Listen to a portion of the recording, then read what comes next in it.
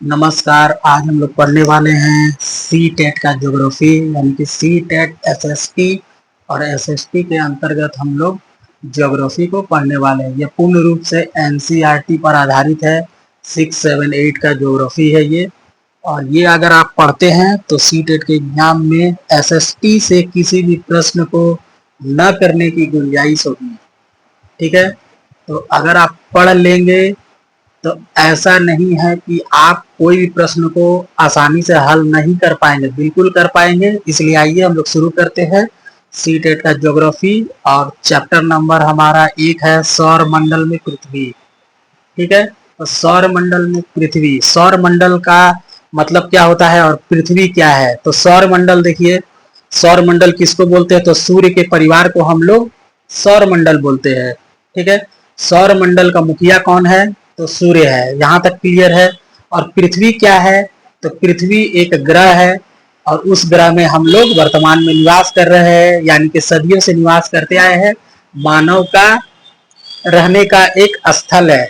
तो पृथ्वी क्या है, तो जिस पर हम लोग निवास करते हैं वो पृथ्वी है और पृथ्वी एक ग्रह है।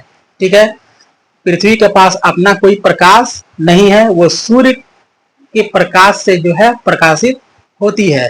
तो यहां तक क्लियर है।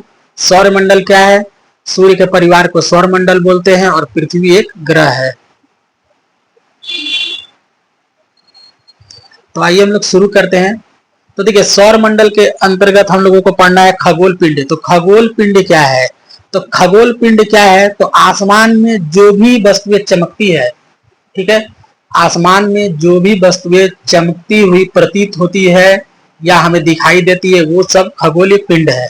ठीक है, अब इस खगोलीय पिंड में कौन आ जाएगा, तो सूर्य आ जाएगा, चंद्रमा आ जाएगा, तारा आ जाएगा। ठीक है, कई तरह के उल्का पिंड आ जाएंगे। ये सारे जो है, जो भी चमकती हुई चीजें आसमान में दिखाई देती हैं, वे सभी वस्तुएं खगोलीय पिंड है। यहां तक क्लियर है। अब देखिए, कुछ खगोल पिंड काफी विशाल होते हैं, यानी कि काफी बड़े होते हैं। ठीक है, अब जब बड़े होंगे तो जो है वो गर्म होंगे और गर्म होने के कारण उसका जो निर्माण होता है वो गैस के द्वारा होता है, यानी कि जो भी बड़े या विशाल खगोल पिंड होते हैं वो गैसों के बने होते हैं। ठीक है, तो देखिए इसका एक डिफिनेशन है, यानी कि एक परिभाषा है, उसको हम लोग देख लेंगे। तो सूर्य, चंद्रमा तथा वे सभी वस्तुएं जो रात के समय आसमान में चमकती है खगोलीय पिंड कहलाती है। ठीक है, यहां तक क्लियर है। उसके बाद देखिए, रात के समय आसमान में जो भी वस्तुएं चमकती है वो खगोलीय पिंड कहलाती है। इसके अंतर्गत सूर्य, चंद्रमा, तारा हो जाएगा। जितने भी चमकती हुई वस्तुएं सारे के सारे खगोलीय पिंड कहलाएंगे। देखिए, कुछ जो है खगोलीय पिंड होते हैं काफी बड़े होते हैं, कुछ काफी छोटे होते हैं। जो बड़े होते हैं, ठीक है, वो क्या होंगे, तो वो गर्म होंगे। ठीक है, वो गैस के बने होंगे। जैसे ये उदाहरण के तौर पर तारा, ठीक है, और सूर्य भी एक तारा है, याद रखिएगा। ठीक है, सूर्य क्या है, एक तारा है। तो तारा क्या होता है, आकार में बड़ा होता है। ठीक है, काफी गर्म होता है, जैसे सूर्य काफी गर्म है। ठीक है, वो गैस से मिल करके बना होता है, यानी कि गैस का बना होता है। ठीक, यहां तक क्लियर है। उसके बाद देखिए, उसी को मैंने यहाँ पे भाषा में लिख दिया गया। कुछ खगोल पिंड आकार में बड़े होते हैं तथा गर्म होते हैं, गैसों से बने होते हैं। कुछ आकार में छोटे होते हैं। तो खगोल पिंड समझ में आ गया। खगोल पिंड किसको बोलेंगे, वे सभी वस्तुएं जो आसमान में चमकती हुई दिखाई पड़ती है या चमकती हुई हमें प्रतीत होती है, वो सभी वस्तुएं खगोल पिंड है। यहां तक क्लियर है। खगोल पिंड में कौन कौन आ जाएगा, सूर्य, चंद्रमा, तारा। ठीक है, तारा, सूर्य एक तारा है। ठीक है, चंद्रमा क्या है, एक उपग्रह है। किसका उपग्रह है, तो पृथ्वी का एकमात्र प्राकृतिक उपग्रह है। ठीक है, यहां तक क्लियर है। उसके बाद देखिए, खगोल पिंड क्या है, सौर मंडल क्या है। तो अभी अभी मैंने बोला कि सूर्य के परिवार को हम लोग सौर मंडल बोलते हैं। ठीक है, अब देखिए, सूर्य के साथ सूर्य और 8 ग्रह, उपग्रह, उल्का पिंड, क्षुद्र ग्रह, ये सभी मिल करके जो सौर मंडल का निर्माण करते हैं। और सौर मंडल को ही हम लोग सौर परिवार के नाम से जानते हैं, यानी कि सौर मंडल को ही सौर परिवार का एक नामकरण दे दिया जाता है। ठीक है, क्यों सौर परिवार, यानी कि सूर्य के परिवार को ही सौर मंडल कहते हैं और सौर मंडल को ही सौर परिवार, यानी कि सूर्य के परिवार ठीक है, सौर मंडल का जो मुखिया होता है, यानी कि सौर परिवार का जो मुखिया होता है वो सूर्य होता है। और याद रखिएगा, सौर मंडल के केंद्र में सूर्य स्थित होता है। ठीक है, सौर मंडल के केंद्र में सूर्य स्थित है। आपसे पूछेगा सौर मंडल में सूर्य कहाँ स्थित है, तो सौर मंडल के केंद्र में यानी कि बीच में सूर्य स्थित होता है, और उसके चारों ओर जितने भी ग्रह उपग्रह जितने भी हैं सारे उनके चक्कर लगाते हैं। ठीक है, यहां तक समझ में आया। तो सौर मंडल का मुखिया कौन है, सूर्य है। सौर मंडल में सूर्य कहाँ स्थित है, तो केंद्र यानी कि बीच में स्थित है। ठीक है, और सूर्य के परिवार को सौर मंडल कहते हैं। सौर मंडल में कौन कौन आ जाएंगे, तो सूर्य आ जाएंगे, 8 ग्रह उपग्रह उल्कापिंड क्षुद्र ग्रह, ये सारे मिल करके जो सौर मंडल का निर्माण करते हैं। यहां तक क्लियर है। अब आगे हम लोग बढ़ते हैं। तारा क्या है, तो देखिए तारा क्या है, तो सूर्य भी एक तारा है, याद रखिएगा। तारा जो होता है आकार में बड़ा होता है। ठीक है, ये गर्म होता है, ये गैस से मिल करके बना होता है, ये एक खगोल पिंड है। ठीक है, इसके पास जो है अपना ऊष्मा और प्रकाश होता है। ठीक है, जिससे वे बहुत बड़ी मात्रा में उत्सर्जित करते हैं। इन खगोल पिंडों को तारा कहा जाता है। ठीक है, तो तारा क्या है समझ में आ गया। तारा जो है आकार में बड़ा होता है, गर्म होता है, गैस से मिलकर बना होता है, ये एक प्रकार का खगोलीय पिंड है। अब तारा के पास, तारा जब सूर्य को भी हम लोग तारा बोलते हैं, तो सूर्य के पास अपना प्रकाश होता है, अपना ऊष्मा होता है। ठीक है, तो इसके पास जो है अपनी ऊष्मा तथा प्रकाश होती है, जिससे वो बड़ी मात्रा में उत्सर्जित करते हैं। इन खगोलीय पिंडों को तारा कहते हैं। ठीक है, जैसे एग्जाम्पल के तौर में सूर्य एक तारा है, सूर्य भी क्या है, एक प्रकार का तारा है। ठीक है, यहां तक क्लियर है। अब देखिए नक्षत्र मंडल। नक्षत्र मंडल का निर्माण कौन करता है, तो कई सारे तारे मिलकर के जो है नक्षत्र मंडल का निर्माण करते हैं। ठीक है, तो देखिए नक्षत्र मंडल क्या है, आसमान में तारों के विभिन्न समूह द्वारा बनाई गई विविध आकृतियों को देख सकते हैं। ये सभी क्या है, नक्षत्र मंडल है। तो आसमान में तारों के विभिन्न समूह द्वारा बनाई गई विविध आकृतियों को जो है हम लोग नक्षत्र मंडल के नाम से जानते हैं। ठीक है, हम लोग जो है आसमान में देखते हैं कि आसमान में तारे के विभिन्न समूह द्वारा बनाई गई विविध आकृतियां आसमान में हमें दिखाई देती है। ये सभी को हम लोग नक्षत्र मंडल के नाम से जानते हैं।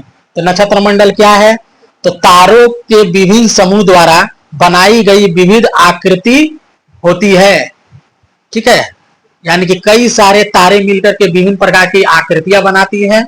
इन आकृतियों को नक्षत्र मंडल कहा जाता है। यहां तक क्लियर है। ठीक है, अब देखिए नक्षत्र मंडल में एक है अर्सा मेजर और दूसरा है बिग बियर। ठीक है, अर्सा मेजर और बिग बियर ये दोनों जो है नक्षत्र मंडल है। ठीक है, अर्सा मेजर और बिग बियर क्या है, एक प्रकार का नक्षत्र मंडल है। अब देखिए सप्त ऋषि क्या है, तो सप्त ऋषि उसको कहते हैं, किसको बोलेंगे सप्त ऋषि, यह 7 तारों का समूह होता है। ठीक है, सप्त ऋषि क्या होता है कि 7 तारों का समूह मिलकर के सप्त ऋषि का निर्माण करते हैं। ठीक है, अब देखिए ये जो सप्त ऋषि है ये नक्षत्र मंडल का अर्सा मेजर का भाग होता है। याद रखिएगा, ये जो अर्सा मेजर है इसका भाग कौन है, सप्त ऋषि, यानी कि सप्त ऋषि अर्सा मेजर का एक भाग है, और अर्सा मेजर एक नक्षत्र है। ठीक है, तो 7 तारों का समूह को हम लोग सप्त ऋषि कहते हैं, या 7 तारों के समूह मिलकर के सप्त ऋषि का निर्माण करते हैं। और सप्त ऋषि जो है नक्षत्र मंडल अर्सा मेजर का भाग है। ठीक है, अर्सा मेजर एग्जाम में अगर पूछे कि सप्त ऋषि नक्षत्र मंडल के किसका भाग है, तो अर्सा मेजर का। अर्सा मेजर को ही कहीं कहीं पे उर्सा मेजर भी लिखा रहता है। ठीक है, अब देखिए ध्रुव तारा क्या है। देखिए ध्रुव तारा क्या है, तो ध्रुव तारा जो है ये हमेशा स्थिर रहता है और एक ही स्थान पर रहता है। ठीक है, ध्रुव तारा का दिशा क्या है, तो उत्तर दिशा। ठीक है, ध्रुव तारा का दिशा क्या है, उत्तर दिशा। तो ध्रुव तारा हमेशा स्थिर रहता है सप्तऋषि से आप देखिए ध्रुव तारा जो है उसको उसका पता लगाने के लिए जो है सप्तऋषि से एक सीधी काल्पनिक रेखा खींचने पर जो है ध्रुव तारा तक पहुंचा जा सकता है। अगर हमको ध्रुव तारा का पता लगाना है तो सप्तऋषि से एक काल्पनिक रेखा खींचेंगे और वह रेखा जो है हमें ध्रुव तारा तक ले जाएगा। ठीक है, तो सप्तऋषि के माध्यम से जो है ध्रुव तारा तक पहुंचा जा सकता है। ठीक है, यहां तक क्लियर है।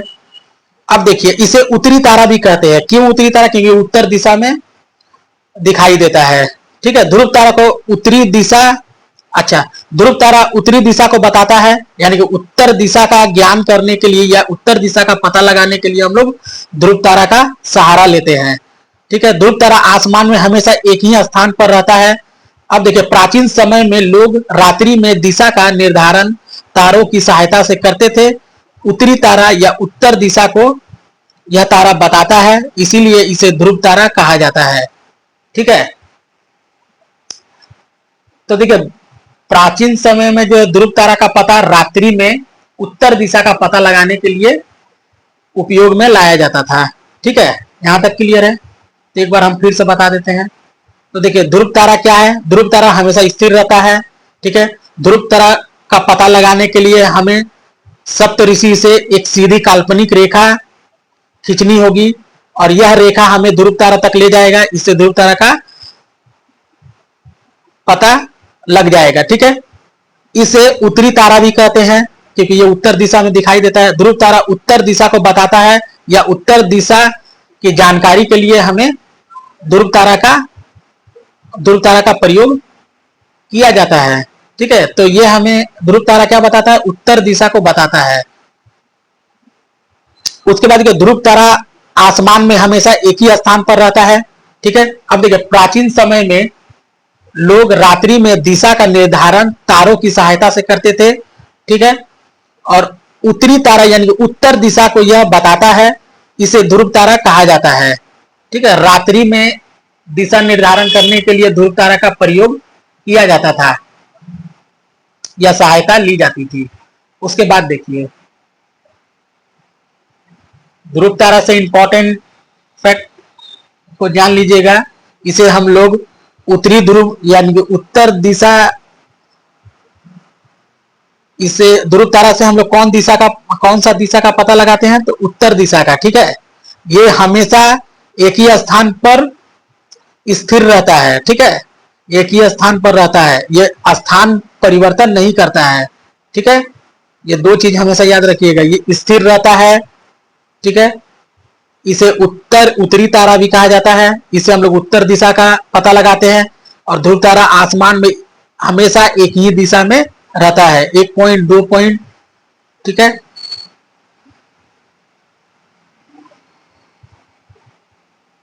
उसके बाद देखिए ग्रह क्या है। देखिए ग्रह क्या होता है? ग्रह की संख्या कितनी है? 8 है। ठीक है, तो देखिए ग्रह क्या होता है? इसके पास जो है अपना, देखिए ग्रह का पास अपना प्रकाश और ऊष्मा नहीं होता है, यह सूर्य के प्रकाश से प्रकाशित होता है। ठीक है, वे ग्रह या ग्रह तारों के प्रकाश से प्रकाशित होते हैं। ठीक है, ग्रह जो है तारों के प्रकाश से प्रकाशित होते हैं। जैसे मान लीजिए पृथ्वी भी एक ग्रह है, ये सूर्य एक तारा है, तो सूर्य के प्रकाश से प्रकाशित होता है। ठीक है, तो ग्रह के पास अपना प्रकाश और ऊष्मा नहीं होता है। ठीक है, जितने भी ग्रह है वो तारों के प्रकाश से प्रकाशित होते हैं। सभी ग्रह सूर्य के चारों ओर चक्कर लगाते हैं। जितने भी ग्रह है वो सूर्य के चारों ओर चक्कर लगाते हैं। कुल 8 ग्रह है, बुध, शुक्र, पृथ्वी, मंगल, बृहस्पति, शनि, यूरेनस, नेपच्यून यानी अरुण वरुण। ठीक है, कुल 8 ग्रह है, याद रखिएगा। उसके बाद देखिए पृथ्वी। पृथ्वी क्या है? तो पृथ्वी भी एक ग्रह है। पृथ्वी क्या है? एक ग्रह है, और हम लोग जिस ग्रह में निवास करते हैं उस ग्रह का नाम है पृथ्वी, यानी कि हम लोग जिस ग्रह में रहते हैं उस ग्रह का नाम है पृथ्वी। ठीक है, यह अपना संपूर्ण प्रकाश एवं ऊष्मा सूर्य से प्राप्त करती है। ठीक है, पृथ्वी में हम लोग रहते हैं, हम लोग को पता है कि पृथ्वी में प्रकाश कहां से आता है? तो सूर्य से। ठीक है, उसके बाद देखिए सूर्य पृथ्वी के सबसे नजदीक का तारा है, याद रखिएगा। सूर्य जो है पृथ्वी का सबसे नजदीक का तारा है। ठीक है, यहां तक क्लियर है। उसके बाद देखिए, पृथ्वी का एकमात्र प्राकृतिक उपग्रह कौन है? तो चंद्रमा। आपसे अगर एग्जाम में पूछे कि चंद्रमा क्या है, तो एक उपग्रह है, यानी कि एक प्राकृतिक उपग्रह है। किसका? तो पृथ्वी का। ठीक है, देखिए चंद्रमा के बारे में हम लोग पढ़ते हैं। तो चंद्रमा क्या है? यह पृथ्वी का एकमात्र प्राकृतिक उपग्रह है। ठीक है, अब देखिए पृथ्वी को बहुत अधिक दूरी से देखने से, यानी कि अगर हम एग्जाम्पल के तौर पर चंद्रमा से देखने पर यह चंद्रमा की तरह चमकती हुई प्रतीत होती है। ठीक है, अगर हम चंद्रमा से पृथ्वी को देखेंगे तो पृथ्वी चंद्रमा की तरह चमकती हुई प्रतीत होगी। ठीक है, यहां तक क्लियर। अब देखिए भू केंद्रित सिद्धांत। अब ये भू केंद्रित सिद्धांत क्या है? Geocentric theory. ये क्या है? तो भू केंद्रित सिद्धांत जो है यह किसने दिया था? तो यह टालमी ने दिया था। ठीक है, और भू केंद्रित सिद्धांत का मतलब ही है कि भू का मतलब होता है पृथ्वी और केंद्रित का मतलब होता है बीच में। तो पृथ्वी जो है बीच में है और सूर्य और उसके जितने भी और भी जितने उपग्रह है, तारे हैं, ग्रह है, ये सारे पृथ्वी का चक्कर लगाते हैं। ठीक है, ऐसा कहना था टालमी जी का। ठीक है, लेकिन यह जो भू केंद्रित सिद्धांत जो है यह जो है अवैध घोषित हो गया, यानी कि गलत सिद्ध हो गया। और उसके बाद आता है सूर्य केंद्रित सिद्धांत। ठीक है, तो भू केंद्रित सिद्धांत किसने दिया था? और टॉलमी ने दिया था, याद रखिएगा। इसके अनुसार, टॉलमी के अनुसार या भू केंद्रित सिद्धांत के अनुसार पृथ्वी ब्रह्मांड के केंद्र में स्थित है। ठीक है, और जो है सूर्य, चंद्रमा, तारे, ग्रह यह सब जो है पृथ्वी के चारों ओर चक्कर लगाते हैं। और आगे चलकर जो है यह सिद्धांत जो है गलत सिद्ध हो जाता है। और उसके बाद आता है सूर्य केंद्रित सिद्धांत। ठीक है, यहां तक क्लियर है। तो देखिए भू केंद्रित मतलब होता है, भू का मतलब पृथ्वी होता है, तो पृथ्वी केंद्र में है और सूर्य, चंद्रमा, तारे, उपग्रह जो है इसके चारों ओर चक्कर लगा रहे हैं। ऐसा कहना था टॉलमी जी का भू केंद्रित सिद्धांत के अनुसार। ठीक है, और ये जो सिद्धांत है ये गलत हो गया है। ठीक है, यहां तक समझ में आया कि नहीं? भू केंद्रित सिद्धांत क्या है? Geocentric theory. तो यह सिद्धांत किसने दिया? टॉलमी ने। पृथ्वी जो है ब्रह्मांड के केंद्र में स्थित है, यह है केंद्र। और सूर्य, चंद्रमा, तारे, ग्रह यह सब जो है पृथ्वी के चारों ओर चक्कर लगाते हैं। ये देखिए सूर्य है और इसके साथ जितने भी उपग्रह हो गया, तारा हो गया, ग्रह, सब इसके पृथ्वी के चारों ओर चक्कर लगा रहे हैं। ठीक है, यहां तक क्लियर। अब हम लोग पढ़ेंगे सूर्य केंद्रित सिद्धांत। ये कोपरनिकस ने यह सिद्धांत दिया था। देखिए सूर्य केंद्रित सिद्धांत यह किसने दिया था? तो कोपरनिकस ने। माफी कीजिएगा।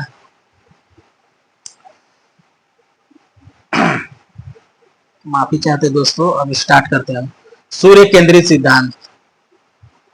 ठीक है, हेलियोसेंट्रिक थ्योरी। यह सिद्धांत जो है कोपरनिकस ने दिया था। कब दिया था? तो 16वीं सदी में। ठीक है, यानी कि 1600 ईस्वी पूर्व में दिया था, 16वीं सदी, याद रखिएगा। अब देखिए सूर्य केंद्रित सिद्धांत यानी कोपरनिकस का मानना था कि सूर्य सौर मंडल के केंद्र में है और पृथ्वी समेत सभी ग्रह उसके चारों ओर चक्कर या चारों चक्कर लगाते हैं या घूमते हैं। ठीक है,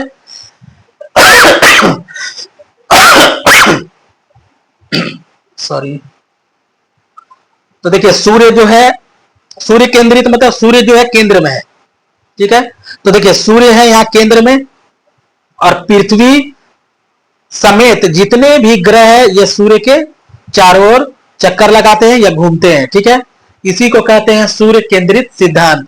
सूर्य केंद्रित सिद्धांत किसने दिया? इंपॉर्टेंट है, कोपरनिकस। सूर्य केंद्रित सिद्धांत के अनुसार सूर्य जो है सौरमंडल के केंद्र में स्थित है और पृथ्वी समेत सभी ग्रह उसके चारों ओर घूमते हैं। तो सूर्य केंद्र में है और इसके चारों ओर पृथ्वी और उसके जितने भी उपग्रह है, सभी ग्रह पृथ्वी समेत जितने भी उपग्रह वो सूर्य के चारों ओर चक्कर लगा रहे हैं या घूम रहे हैं। ठीक है, यहाँ तक क्लियर है। तो दोस्तों आशा करते हैं कि आपको समझ में आया है। ये वीडियो समझ में आया है तो चैनल को जरूर सब्सक्राइब कीजिएगा, लाइक कीजिएगा, अपने दोस्तों को शेयर कीजिएगा, ताकि इसी तरह से मोटिवेशनल वीडियो बनाता रहूं और आपके पास पहुंचाता रहूं। ठीक है, और ये आपके एग्जाम के लिए काफ़ी मैंने यूजफुल होगा, यानी कि काफ़ी उपयोगी होगा। आप निरंतर पढ़ते रहिए, काफ़ी उपयोगी सिद्ध होगा आपके लिए। हम लोग मिलते हैं नए वीडियो के साथ, तब तक के लिए धन्यवाद।